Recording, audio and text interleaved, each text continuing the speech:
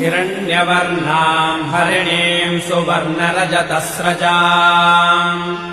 चन्द्राम् हिरण्मयीम् लक्ष्मीम् जातवेदो महावः ताम् महावः जातवेदो लक्ष्मीमनपगामिनीम्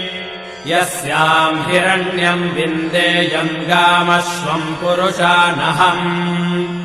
अश्वपूर्वाम् रथमध्याम् हस्तिनादप्रबोधिनीम् श्रियम् देवीमुपह्वये श्रीर्मा देवीर्जुषताम् कांसोऽस्मिताम् हिरण्यप्राकारामार्द्राम् ज्वलन्तीम् तृप्ताम् तर्पयन्तीम् पद्मे स्थिताम् पद्मवर्णाम् तामिहो बह्वये श्रियम् चन्द्राम् प्रभासाम् यशसा ज्वलन्ते श्रियम् लोके देवजुष्टामुदाराम्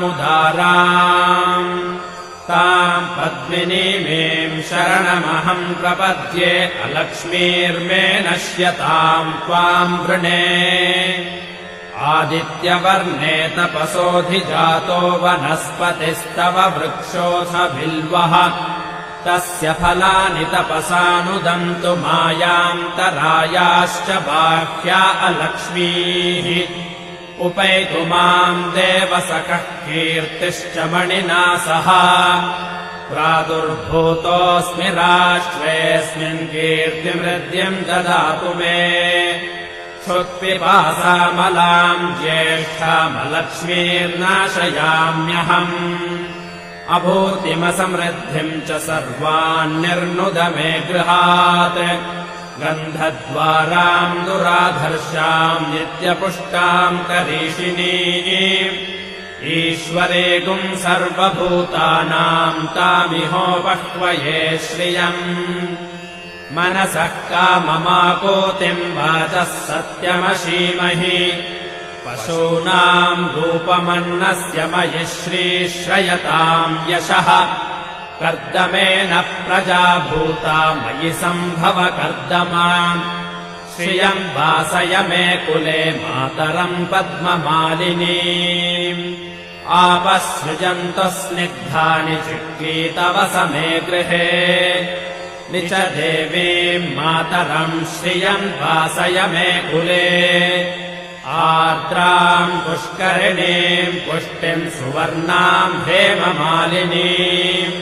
सूर्याम् हिरण्मयीम् लक्ष्मीम् जातवेदो महावः आर्द्राम् यः करिणीम् यष्टिम् पिङ्गलाम् पद्ममालिनीम्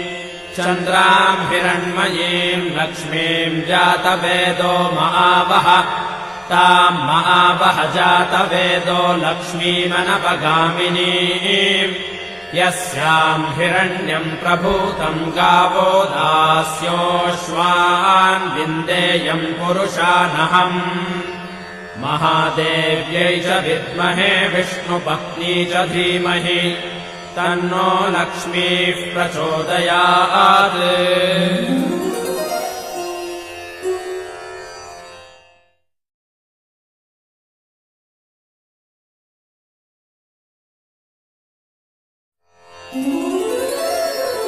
हिरण्यवर्णाम् हरिणीम् सुवर्णरजतस्रजाम् चन्द्राम् हिरण्मयीम् लक्ष्मीम् जातवेदो महावः ताम् महावः जातवेदो लक्ष्मीमनपगामिनीम् यस्याम् हिरण्यम् विन्देयम् गामश्वम् पुरुषानहम् अश्वपूर्वाम् रथमध्याम् हस्तिनादप्रबोधिनीम्